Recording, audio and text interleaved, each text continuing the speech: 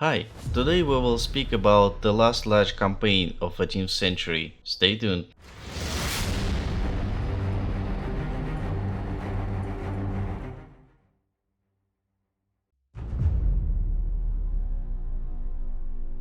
Before we start, I want to thank you Vincent Nuts, who volunteered to help with the voiceover for this video. And once again, many thanks to Vincent Nuts for his job, and to my patron Holy Father. So, let's go on with our story. Since Pedro had not kept his word and did not pay for the campaign that returned him the throne, the Black Prince was forced to heavily tax Aquitaine, whose inhabitants were already disgruntled because they felt that Edward's court in Bordeaux was costing them too much. When the increase of the tax on the hearth, approximately equal to the poll tax, the nobles began to ask themselves whether they should have shown more defiance in the face of the English occupation. Some Gascon nobles decided to turn to Charles V and complain about the tax increase. The Brittany Treaty explicitly forbade any such appeals, and therefore Charles simply collected the complaints and remained passive. Meanwhile, he was replenishing the French treasury while raising an army.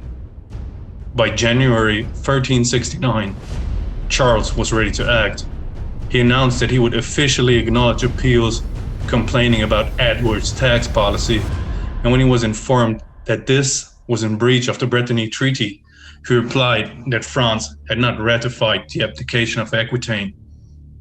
King Edward, a more sophisticated politician than his son, advised the prince to lower the tax on the hearth, but the Black Prince saw no other way to restore finances. When war finally broke out again in June 1369, and Charles announced that he had to confiscate Aquitaine, the Black Prince was amazed and infuriated. At this point, he was unable to personally participate in the campaign because of his deteriorating health. He may have contracted dysentery or malaria, maybe even both, during the prior Spanish campaign.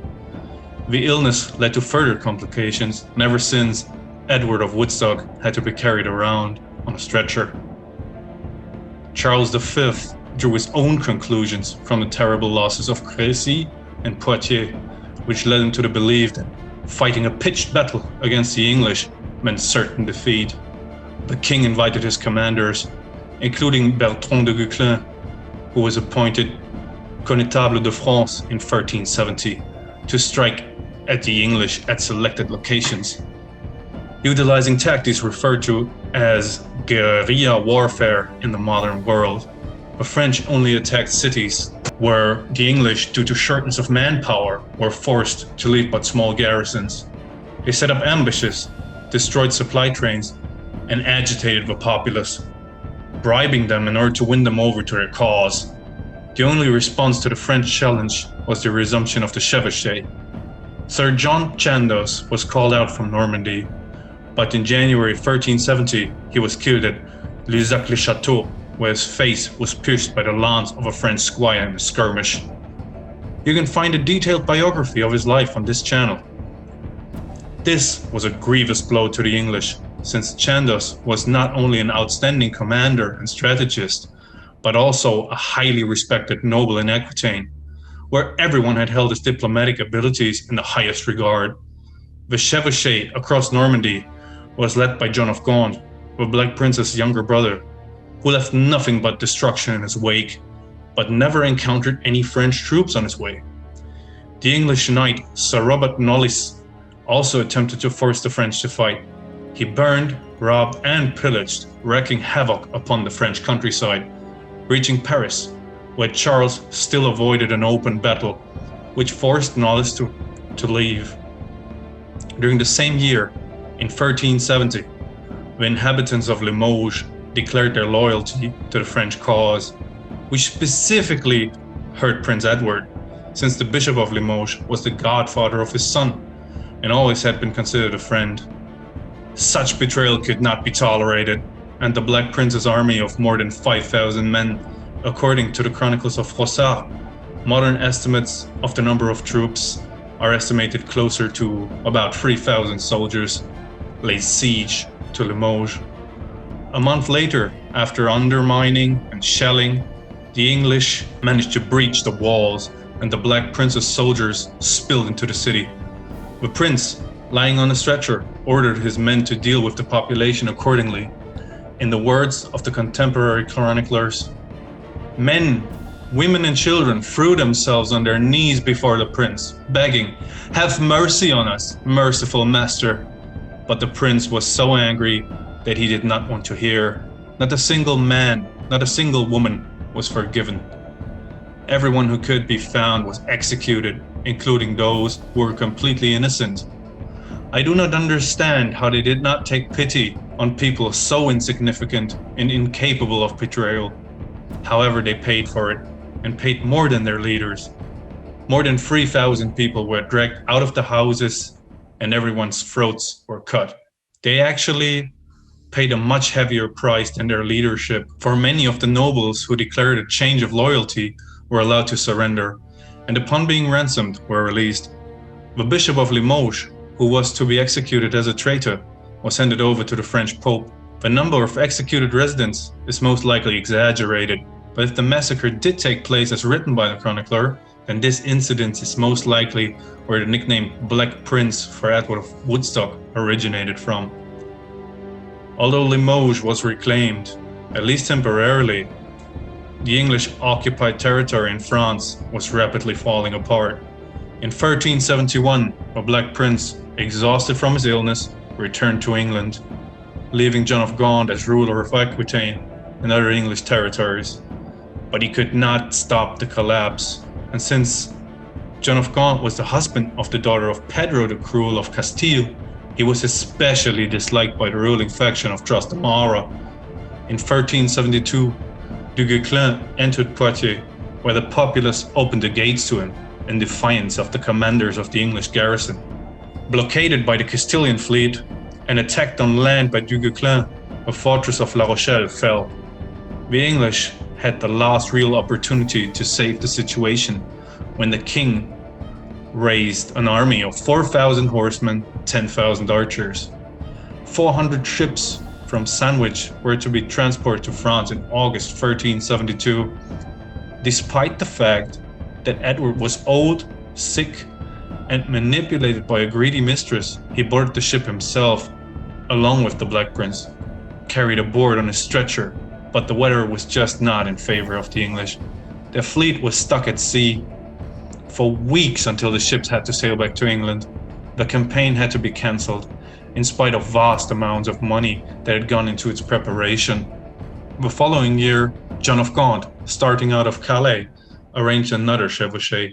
He made it to Bordeaux and caused considerable damage to central France, but lost most of the horses in the process, since the poor animals had to travel great distances on an empty stomach. During the entire campaign, they never encountered any considerable French forces, and all the while, Du Guesclin entertained himself by sending small detachments, robbing the English supply carts. By the end of 1373, the English had lost most of Aquitaine, leaving only the county of Guyenne near Bordeaux and the coastal strip to Bayonne. The French captured most of Brittany, while the Duke of Brittany had taken refuge in England. The French failed to take Brest, which remained in English hands, and in the north, after the victory at Poitiers, they only owned Calais and several garrisons in Normandy. The French tactics of guerrilla warfare and the gradual reclamation of biting off of English territory worked for now, but the French were unable to enter into Guyenne. Despite the massing of French and Castilian fleets in the Channel, Calais, with support of English ships, was able to withstand for long periods of time. Charles, however, was unable to afford a long siege. In 1375, peace negotiations were resumed. On the Sunday of the Holy Trinity, June 7th, 1376, the Black Prince, Edward of Woodstock, one of the most formidable and renowned English commanders of the period, today referred to as the 100 Years' War, died in England, aged only 46. If it had not been for the disease, England may have had one of the greatest kings that never was, in succession of Edward III, ascend to the throne for the House of Plantagenet. Edward III died the following year. Edward, at the time of his death, was 65 years old. He descended into madness, became unbearable, and lost his former popularity and dignity. Nevertheless, his legacy was that of a great king, and by many regarded among the greatest kings to ever wear the English crown.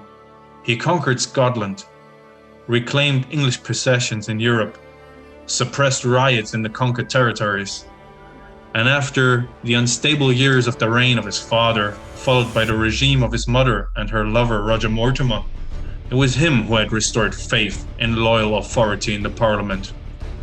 The monetary system had gained stability during his reign.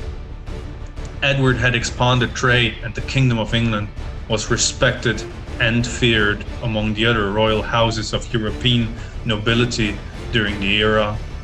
The fact that during the last years of his reign, English dominion on the continent began to crumble does not diminish any of the greatness of the achievements of this monarch, who had proven himself to be not only a feared commander on the battlefield, but also an astute politician. England, just like any other kingdom during the Middle Ages, always suffered greatly when controversial, weak, or incompetent monarchs ascended to the throne. A crisis was also very likely to ensue when the heir to the throne was severely underage. Edward III's successor was a 10-year-old boy, the second son of the Black Prince, whose eldest son, also named Edward, had died in 1369 at the age of 6. Richard of Bordeaux, who would rule as Richard II, thus ascended to the throne of England. The real power, however, was to be held by a regent, elected by the House of Lords, the Commons, or from the clergy, until Richard came of age, and was overseen by the king's uncles, John of Gaunt, and the young earls, Edmund Cambridge and Thomas Buckingham. Gaunt was often suspected, both then and later, of an ambitious desire to ascend to the throne himself, and since the birthright was not yet firmly instituted in England, he probably could have succeeded in this endeavour.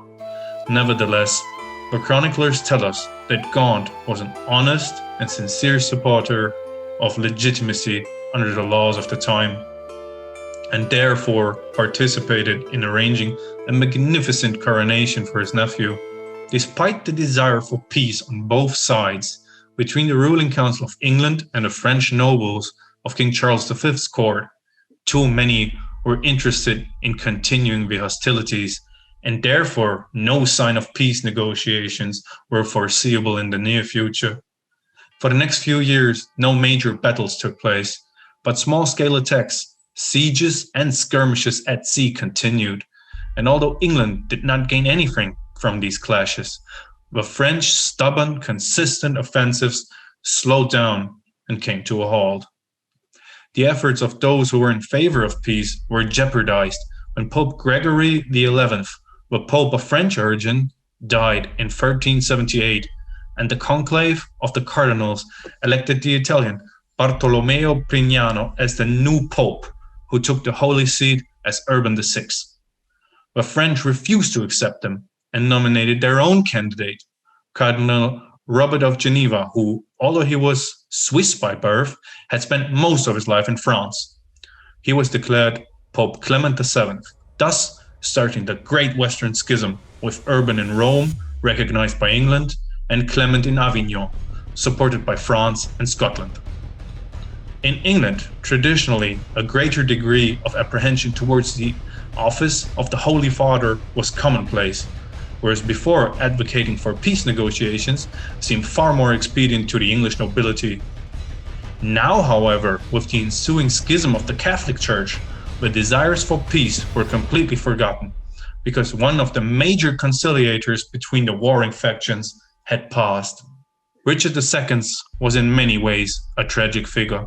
As the youngest son, he was not supposed to become king at such an early age, and although his mother had a strong influence on his training and subsequent development, he almost never communicated with his father, who had spent his life constantly on campaign, whereas his uncle, John of Gaunt, generally did not have the best reputation among the ruling class in general.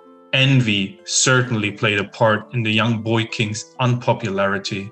The Duchy of Lancaster was incredibly wealthy and in many ways independent from the central government of the realm. Whereas John of Gaunt's frequent quarrels with the English bishops, usually over church property, disregard for public opinion, the lack of a similar reputation as a military leader compared to his Plantagenet predecessors, Edward III and Edward of Woodstock, did not contribute to his effectiveness as a politician. The very beginning of the king's reign looked unfortunate. As soon as Richard II had ascended the throne, but peace negotiations began. Even more unpleasant was the fact that the French took advantage of the brief truce to prepare for war.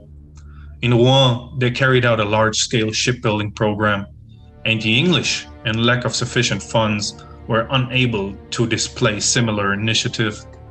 In the summer of 1377, the combined Franco-Castilian fleet conducted a series of raids on the English ports from Rouen to Plymouth.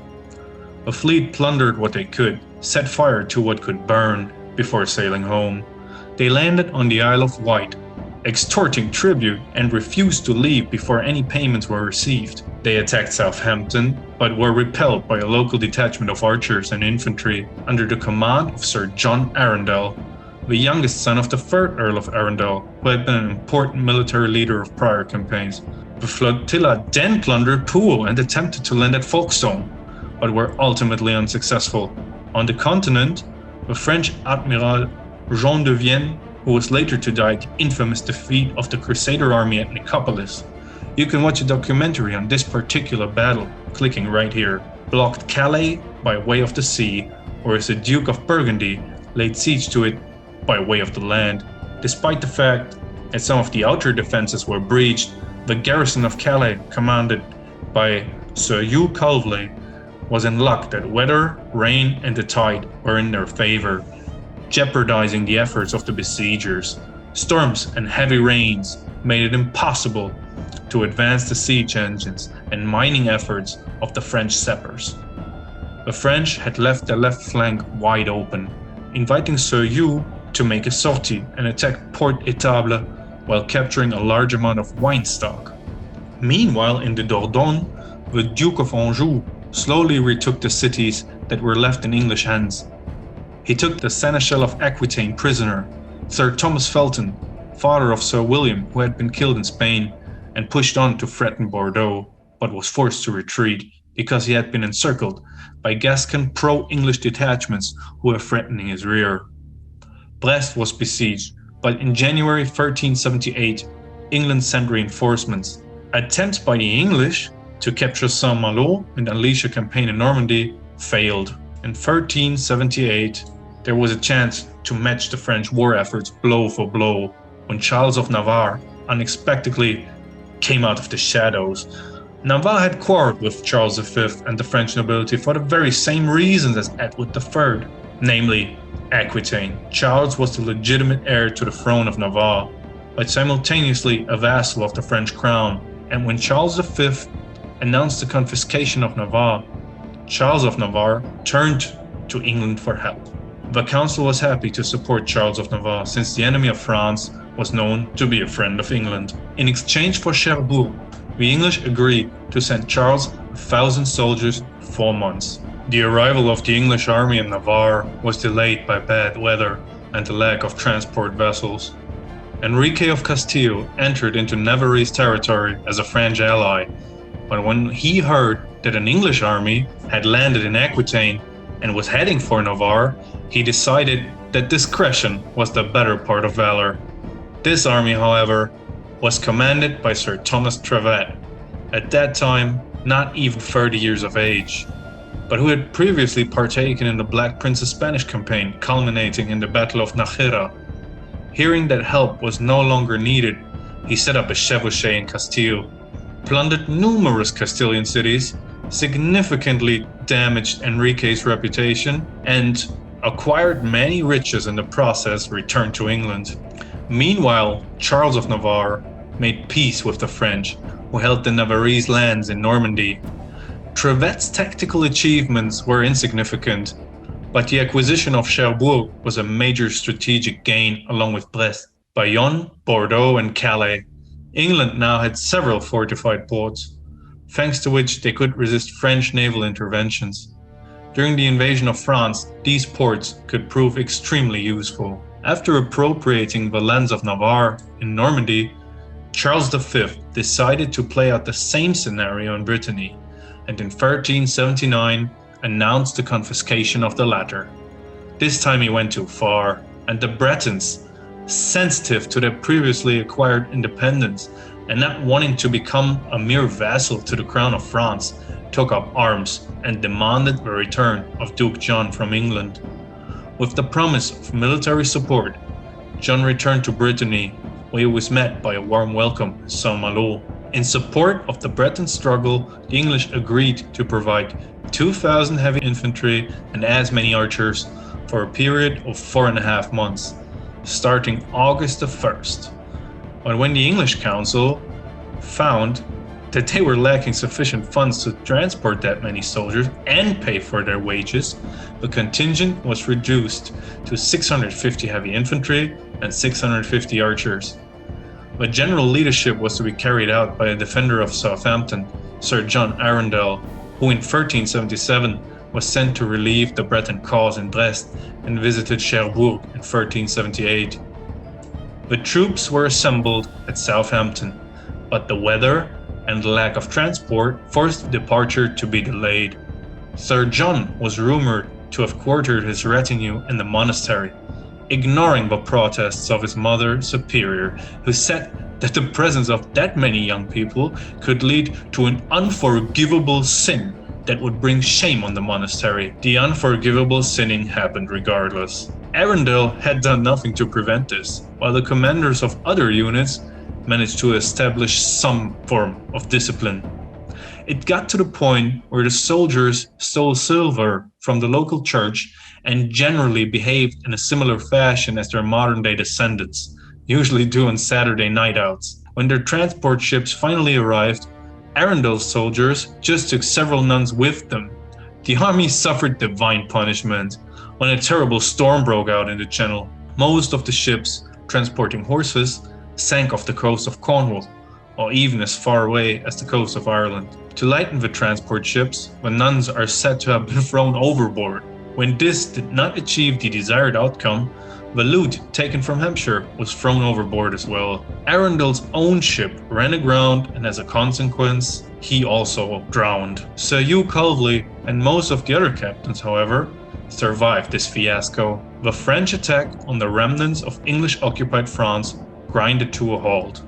The lack of coordination between the various expeditionary forces on land and at sea meant that the cost of soldiers' wages, transport ships, and weaponry were wasted in a futile effort. While Edward III was still alive, there was a strong king in the country, making decisions, while the administration, in his support of him, implemented these measures effectively. This was now contrasted, however, by a country ruled by a regency council, and although decisions were made on behalf of the king, too often they had proved to be a weak compromise between the squabbling parties. The population was dissatisfied with the way the war was being fought and the heavy tax burden placed upon them as a consequence. This dissatisfaction led to dire consequences in 1381. The catalyst was a decision made in June 1380 to send another expedition in support of the Duke of Brittany. The king's uncle, the 26-year-old Duke of Buckingham, was to lead an army of about 5,000 horsemen, 3,000 of those mounted men-at-arms and 2,000 mounted archers. The command of which took into account the difficulties of acquiring a large number of ships and the threat of storms in the Channel, and ferried the troops by the shortest route from Dover and Sandwich to Calais. From there, having completed the chevauchée, they were to reach Rennes and unite with Duke John.